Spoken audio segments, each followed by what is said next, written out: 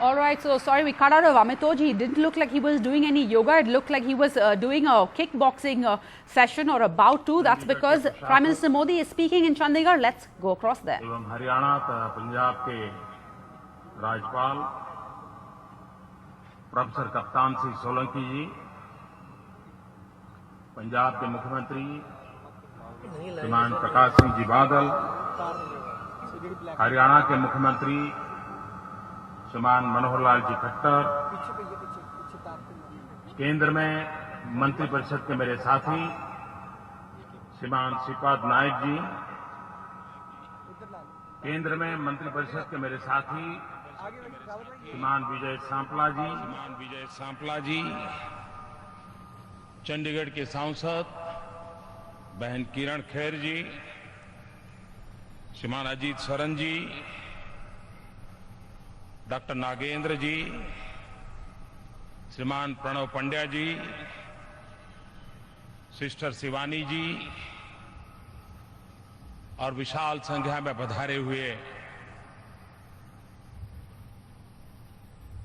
योग का समर्थन करने वाले प्यारे भाइयों और बहनों, इस समय देश के हर कोने में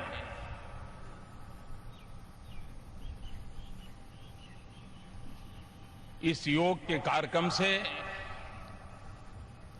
लोग जुड़े हुए हैं और विश्व के सभी देश अपने अपने समय की सुविधा से इस कार्यक्रम के साथ जुड़े हुए हैं। यूनाइटेड नेशन द्वारा पूरे विश्व में अंतर्राष्ट्रीय योग दिवस मनाया जा रहा है। भारत के अनुरोध पर गत वर्ष इसका प्रारंभ हुआ। 21 जून इसलिए पसंद की गई कि एक प्रकार से विश्व के एक बहुत बड़े हिस्से में आज का दिवस सबसे लंबा दिवस होता है और एक प्रकार से सूर्य से निकट नाते का ये पर्व होता है और उसे ध्यान में रखते हुए 21 जून को अंतर्राष्ट्रीय योगा दिवस के रूप में पसंद किया गया। पूरे विश्व का समर्थन मिला। विकसित देश हो, विकासमान देश हो, समाज के हर तबके का समर्थन मिला। वैसे यूनाइटेड नेशन के द्वारा कई ऐसे अंतर्राष्ट्रीय दिवस मनाए जाते हैं, मैं सबका उल्लेख नहीं करता हूं, लेकिन शायद यूनाइटेड नेशन द्वारा मनाए गए इतने सारे दिवसों में कोई दिवस जन आंदोलन बन गया हो, विश्व के हर कोने में उसको समर्थन और स्वीकृति प्राप्त होती हो। शायद अंतर्राष्ट्रीय योगा दिवस की बराबरी कोई और दिवस नहीं कर पा रहा है। एक साल के भीतर भीतर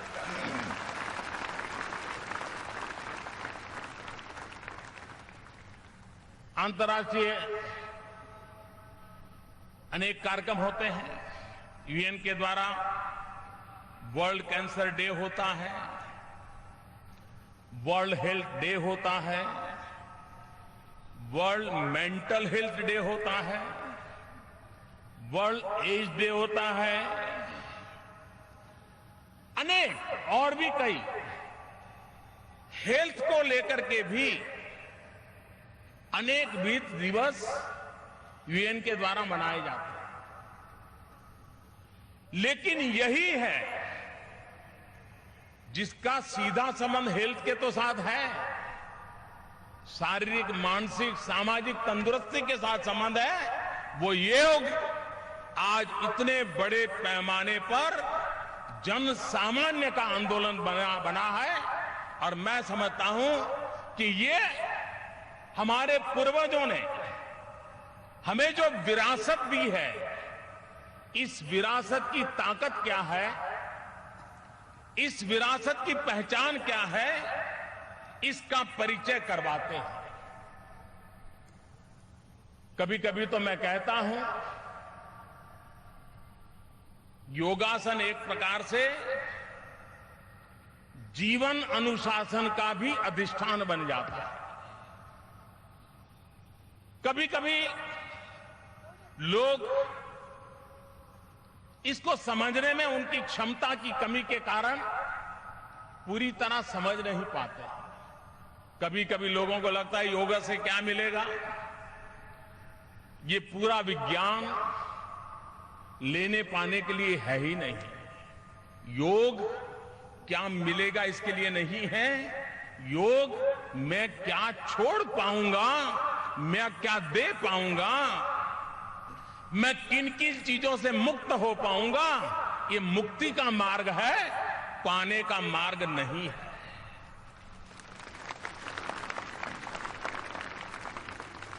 सभी संप्रदाय, धर्म, भक्ति, पूजा पाठ वो इस बात पे बल देते हैं कि मृत्यु के बाद इहलोक से निकल करके जब परलोक में जाएंगे तो आपको क्या प्राप्त होगा। आप अगर इस प्रकार से पूजा पद्धति करेंगे, ईश्वर की साधना आराधना करेंगे, तो आपको परलोक में ये मिलेगा। योग परलोक के लिए नहीं है। मृत्यु के बाद क्या मिलेगा, इसका रास्ता योग नहीं दिखाता है। और इसलिए ये धार्मिक कर्मकांड नहीं है। योग इहलोक में तुम्हें मन को शांति कैसे मिलेगी, शरीर को स्वस्थता कैसे मिलेगी, समाज में एक सूत्रता कैसी बनी रहेगी, उसकी ताकत देता है। ये परलोक का विज्ञान नहीं है, इहलोक का विज्ञान है।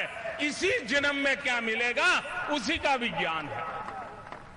और इसलिए योग के संबंध में शरीर, मन, बुद्धि, आत्मा ये सिंक्रोनाइज वे में काम करें, इसकी एक ट्रेनिंग योग के द्वारा होती है। हम अपनी तरफ देखें तो हमने देखा होगा कि हम चले या न चले, हम स्फूर्तिले हो या आलसी हो, थके हुए हो या ऊर्जावान हो, हमारा शरीर कुछ भी हो सकता है। ढीला ढाला ऐसे ही चलो छोड़ो यार, कहां जाएंगे, वहां बैठो। लेकिन मन कभी स्थिर नहीं रहता है। वो तो चारों तरफ चक्कर मारता है। यहां बैठे हो और आपका अमृतसर याद आ जाए तो वहां चले जाएंगे, आनंदपुर साहब याद आएगा तो वहां चले जाएंगे, मुंबई याद आएगा तो वहां चले जाएंगे, कोई दोस्त याद आया तो उसके पास मन चला जाएगा। मन अस्थिर होता है, शरीर स्थिर होता है। ये योग है जो हमें सिखाता है मन को स्थिर कैसे करना और शरीर को गतिवान कैसे बनाना। यानी हमारी मूलभूत प्रकृति में परिवर्तन लाने का काम योग के द्वारा होता है, जिससे मन की स्थिरता की ट्रेनिंग हो और शरीर को गतिशीलता की ट्रेनिंग मिले। और अगर ये बैलेंस हो जाता है तो जीवन में ईश्वर दत्त जो ये हमारा शरीर है वो हमारे सभी संकल्पों की पूर्ति के लिए उत्तम माध्यम बन सकता है। और इस अर्थ में योग आस्तिक के लिए भी है, योग नास्तिक के लिए भी है। जीरो बजट से दुनिया में कहीं पर भी हेल्थ इंश्योरेंस नहीं होता है, लेकिन योग ऐसा है जो जीरो बजट से हेल्थ एश्योरेंस देता है। योग को अमीर गरीब का भेद नहीं है, विद्वान अनपढ़ का भेद नहीं है। गरीब से गरीब व्यक्ति भी, अमीर से अमीर व्यक्ति भी योग आसानी से कर सकता है। किसी चीज की जरूरत नहीं है, एक हाथ फहराने के लिए कहीं जगह मिल जाए वो अपना योग कर सकता है और अपने तन मन को तंदुरुस्त रख सकता है। भारत जैसे गरीब देश, दुनिया के गरीब देश, डेवलपिंग कंट्रीज, उनका हेल्थ का बजट अगर प्रिवेंटिव हेल्थ केयर पर भर दिया जाए तो काफी बचाया भी जा सकता है और सही काम में उपयोग भी लाया जा सकता है। और इसलिए प्रिवेंटिव हेल्थ केयर के जितने उपाय हैं उसमें योग एक सरल, सस्ता और हर किसी को उपलब्ध ऐसा मार्ग है। और इसलिए योग को जीवन से जोड़ना जरूरी है। बहुत लोग होंगे, अगर आज जल्दी उठ गए होंगे तो हो सकता है टीवी पर देखते हो या दिन भर में उनको टीवी पर यह कार्यक्रम देखने का अवसर मिले। मैं विश्व भर के लोगों से प्रार्थना करता हूं, आप खुद के लिए, खुद से जुड़ने के लिए, खुद को जानने के लिए, खुद की क्षमता को बढ़ाने के लिए मैं आपसे आग्रह कर रहा हूं, इंतजार मत कीजिए। इस जीवन में योग को जीवन का हिस्सा बना दीजिए। जिस प्रकार से आज मोबाइल फोन आपके जीवन का हिस्सा बन गया है, उतनी ही सहजता से आप योग को अपने जीवन का हिस्सा बना सकते हैं। कोई कठिन काम नहीं है, उसको सरलता की ओर ले जाने की जरूरत है। कभी कभी हम लोग योग के संबंध में जब चर्चा करते हैं तब ब्राजील में एक धर्ममित्र योगी हो गए, उनका दावा था कि योग के 1008 आसन होते हैं, 1008, और उन्होंने प्रयत्न करके 908 आसनों की तो फोटोग्राफी की थी, उस क्रियाओं की। ब्राजील में जन्मे थे, योग को समर्पित थे। दुनिया के हर भूभाग में आज योग प्रतिष्ठा का विषय बना हुआ है। और जब योग का आकर्षण हो, योग की प्रतिष्ठा हो, तब जिस महापुरुषों ने, ऋषियों ने, मुनियों ने हमें ये विज्ञान दिया है, हमारी जिम्मेवारी बनती है इसको सही स्वरूप में हम विश्व तक पहुंचाएं। हम अपनी कैपेसिटी बिल्डिंग करें। भारत से उत्तम योग टीचर तैयार हो। अभी भारत सरकार ने गुणवत्ता के लिए जो काउंसिल होती है, क्वालिटी काउंसिल, उसने योग की ट्रेनिंग कैसे हो, योग के ट्रेनर कैसे हो, उसकी कुछ नॉर्म्स तय करने की दिशा में काम किया है। भारत सरकार ने WHO के साथ मिलकर के पूरे विश्व में योग के प्रोटोकॉल क्या हो, वैज्ञानिक तरीके क्या हो, उस पर काम प्रारंभ किया है। देश भर में योग को प्रोत्साहन देने के लिए व्यवस्था कैसे हो, विश्व में योग का सही रूप कैसे पहुंचे और उसकी जो शुद्धता है उसको बरकरार रखने की दिशा में क्या काम हो, उस पर काम हो रहा है। नए नए संशोधनों की भी आवश्यकता है। आपने देखा होगा आजकल बड़े बड़े शहरों में जो गायनेकोलॉजिस्ट डॉक्टर होते हैं वो प्रेग्नेंट विमेन को प्रेगनेंसी के दरमियान योगा के लिए आग्रह करते हैं, योगा ट्रेनर के पास भेजते हैं ताकि प्रसूति काल में उसको सबसे ज्यादा मददरूप होता है योगिक क्रियाएं। कहने का तात्पर्य यह है कि जैसे जैसे समय बीतता है, जैसी आवश्यकता होती है, संशोधन करते हुए उसमें बदलाव लाने के लिए ये आवश्यक होता है। हम बहुत व्यस्त हो गए हैं, खुद के साथ अपने को न जोड़ पाते हैं, न हम खुद के साथ जी पाते हैं। हम अपने आप से कट ऑफ हो चुके हैं। योग और किसी से जोड़े या न जोड़े, अपने आप से जोड़े हैं। और इसलिए योग हमारे लिए शारीरिक, आध्यात्मिक और सामाजिक चेतना का केंद्र बिंदु बन गया है। शारीरिक स्वस्थता देता है, आध्यात्मिक अनुभूति के लिए मार्ग बना सकता है और समाज के साथ संतुलित व्यवहार करने की हमें शिक्षा देता है।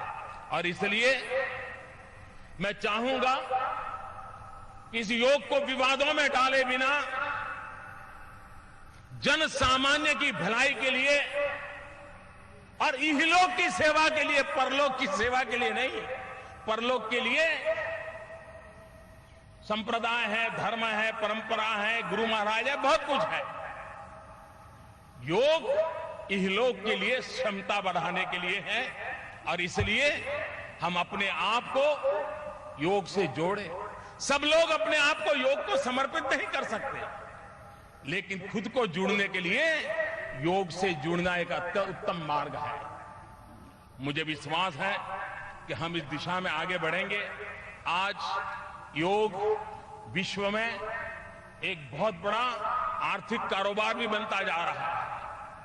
पूरे विश्व में एक बहुत बड़ा प्रोफेशन के रूप में विकसित हो रहा है। योग के ट्रेनर की बहुत बड़ी मांग बढ़ रही है दुनिया में। दुनिया के हर देश में मांग बढ़ रही है। नौजवानों के लिए रोजगार के अवसर उपलब्ध कराने की संभावनाएं हो रही है। अरबों खरबों का कारोबार आज योग नाम की व्यवस्था के साथ विकसित होता जा रहा है। दुनिया में कई देश ऐसे हैं कि जहां टीवी चैनल 100% योगा के लिए ही समर्पित हो, ऐसी टीवी चैनल चलती है। एक बहुत बड़ा कारोबार के रूप में भी ये विकसित हो रहा है। जब योग, आज हम हर प्रकार से योग करते हैं। मैं योग से जुड़े हुए सभी महानुभावों से आज मैं इस सार्वजनिक मंच से एक प्रार्थना करना चाहता हूं। ये मेरी रिक्वेस्ट है। क्या अगले साल जब हम योगा दिवस मनाएंगे, ये जो एक वर्ष है, एक वर्ष दरमियान हम योग के लिए जो भी करते हैं करें, लेकिन एक विषय पर हम फोकस कर सकते हैं क्या? और वो मेरा विषय है मधुमेह, डायबिटीज।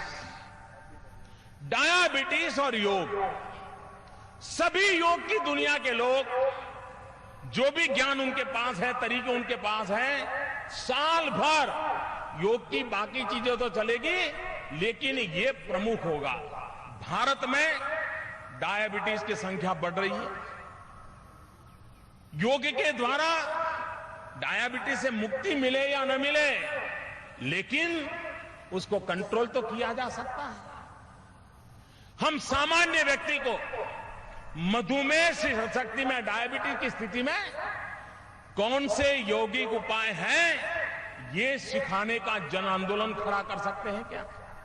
देश में डायबिटीज के कारण होने वाली परेशानियों से हम कुछ परसेंटेज लोगों को भी मुक्ति दिलाएंगे, तो योग इस वर्ष के अचीवमेंट में अगले साल कोई और बीमारी लेंगे। लेकिन मैं चाहता हूं कि इस उत्तम स्वास्थ्य के लिए कहीं पर किसी बीमारी को भी एड्रेस करें हम, और एक वर्ष के लिए एक बीमारी पकड़ करके आंदोलन चलाएं। दूसरा, योग ये बीमारी से मुक्ति का ही मार्ग नहीं है। योग ये वेलनेस की गारंटी है। ये सिर्फ फिटनेस की नहीं, ये वेलनेस की गारंटी है। और इसलिए हमने वेलनेस पर भी अगर जीवन को एक होलिस्टिक डेवलपमेंट के लिए और ले जाना है, ये उसका उत्तम मार्ग है। आज जब अंतर्राष्ट्रीय योगा का दूसरा वर्ष है, भारत ने विश्व को अनमोल विरासत दी है। विश्व ने आज अपने अपने तरीके से उसको स्वीकार किया है। ऐसे समय भारत सरकार की तरफ से मैं आज 2 अवार्ड घोषित करने जा रहा हूं। अगले वर्ष जब 21 जून को अंतर्राष्ट्रीय योग दिवस मनाया जाएगा, तब भारत की तरफ से यह 2 अवार्ड के लिए चयन होगा। उनको अवार्ड उसी समारोह में दिया जाएगा।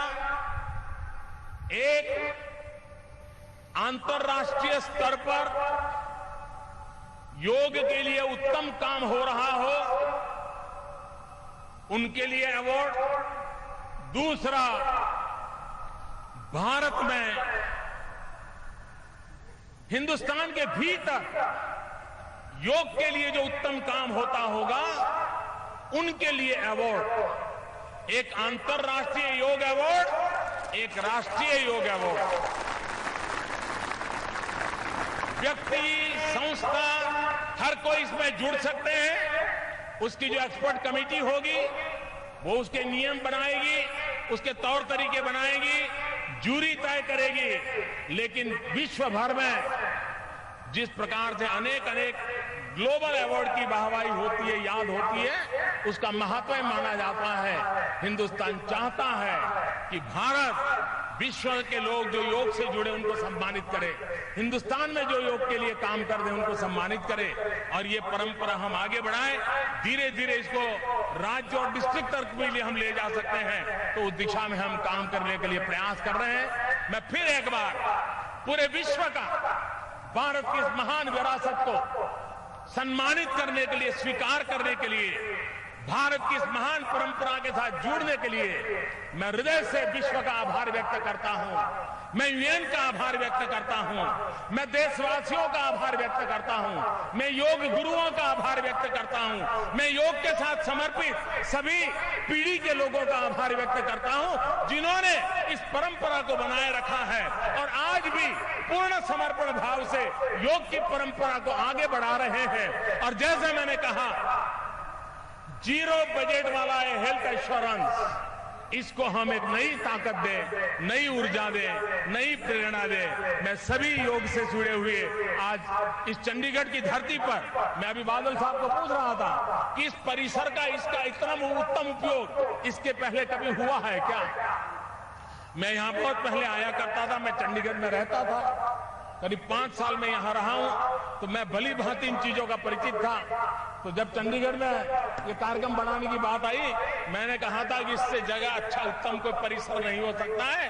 और आज इस परिसर का उत्तम उपयोग देख करके मन को बहुत ही आनंद हो रहा है कि हजारों की तादाद में योग के साथ जुड़े लोगों को देख करके मन को बड़ी प्रसन्नता होती है, और विश्व पूरा जुड़ रहा है। ये अपने आप में गर्व की बात है। मैं फिर एक बार इस महान परंपरा को प्रणाम करते हुए, उज्जवल भविष्य की कामना करते हुए बहुत बहुत धन्यवाद।